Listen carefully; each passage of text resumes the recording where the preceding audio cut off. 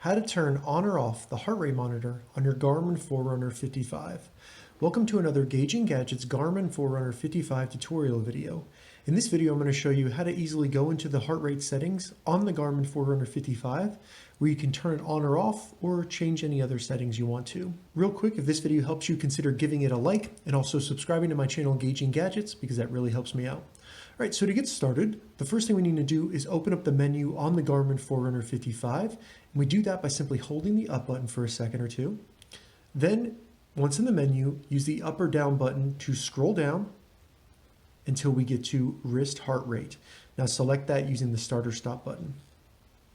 Once we're in the wrist heart rate settings here and status is selected, we can turn off the wrist heart rate sensor on our Garmin Forerunner 55 by simply toggling that off. And as you can see, now the sensor is turned off and you will no longer have any light coming out of it and it will no longer be using the battery. Now, if you go into the wrist heart rate settings and you see status is off, you can turn it back on by simply selecting it. And once we do that, we'll have additional settings for the actual wrist heart rate on our watch. So first we can set up abnormal heart rate alerts. And this is where the watch will actually alert you if it detects a resting heart rate that you configure.